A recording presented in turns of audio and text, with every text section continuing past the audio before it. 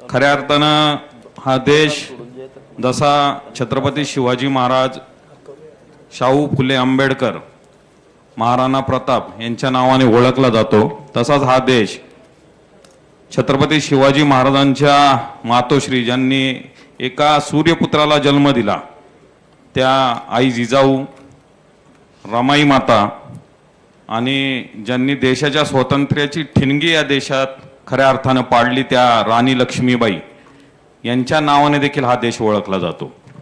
आज देशाचे पंतप्रधान आदरणीय नरेंद्र भाई मोदी यांनी 2014ला ज्यावेळेस आपण भाजप म्हणून किंवा एनडीए सरकार म्हणून सरकारमध्ये आलो, आपण पाहिलं त्यांनी अनेक ऐतिहासिक निर्णय घेतलेत।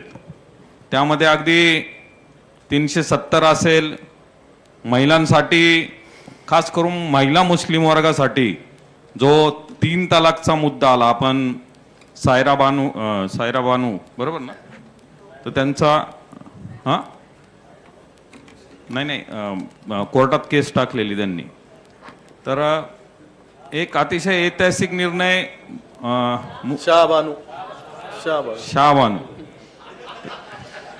त्यांनी एक ऐतिहासिक निर्णय 3 तलाकच्या माध्यमातून मुस्लिम महिलांसाठी त्या ठिकाणी घेतला। म्हणजे येथे या भारत देशात केवळ हिंदू आणि मुस्लिम या दृष्टीने भाजप किंवा एनडीए सरकार पाहत नाही, तर सर्व महिलांना त्या ठिकाणी न्याय कसा मिळेल या दृष्टीने हे सरकार कायम कटिबद्ध आहे। 106 घटना दुरुस्ती अधिनियम 2023 प्रमाणे हा नारी शक्ती वंदन कायदा आदरणीय नरेंद्रभाई मोदी यांनी त्या ठिकाणी सभागृहात आणला आणि यापूर्वी देखील 1996 आणि 2008 मध्ये हा प्रयत्न झाला होता, परंतु त्या ठिकाणी त्याला यश आलं नाही। ज्या पद्धतीने महिलांनी या ठिकाणी या विधेयकाला विरोध केला आणि त्या ठिकाणी आपला निषेध नोंदवला, आपण जर पाहिलं आपली संस्कृती ही अख्ख्या जगभरात कायम पुढे राहिलेली आहे। इथे स्त्रीला यत्र नारेस्तु पूज्यनते रमनते तत्र देवता, अर्थात जिथे स्त्रियांचा आदर आणि सन्मान केला जातो तिथे देवता नेहमी वास करत असतात।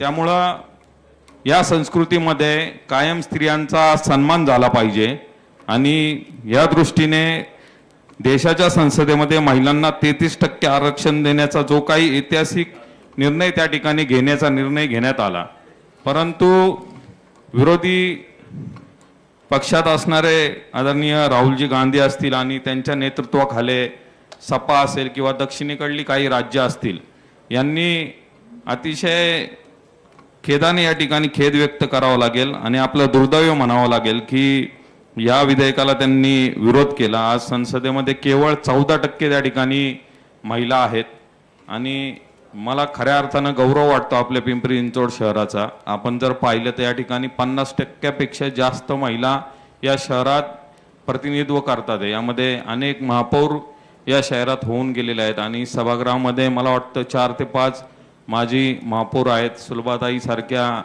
फायर ब्रँड या ठिकाणी त्यांचं वक्तृत्व कायम आम्ही ऐकत आलेलो आहे। असे अनेक महिला आहेत की ज्या आपल्या कर्तृत्वाने या पिंपरी चिंचवड शहरामध्ये पुढे आलेले आहेत। निश्चितपणे मी याचा निषेध करतो आणि शेवटी जाताना, कारण अनेक सभासदांना या ठिकाणी बोलायचं आहे, एवढंच सांगतो की नारी तू नारायणी आहेस, तूच धैर्याची मूर्ती आहेस, तुझ्या कष्टातूनच हा देश आणि हे शहर घडणार आहे।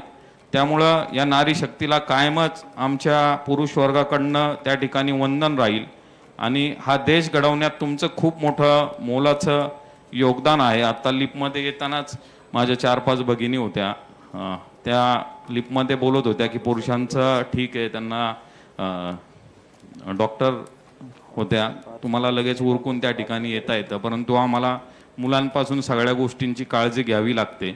त्यामुळे निश्चित तुम्हाला जेवढं वंदन करावं तेवढं कमीच आहे।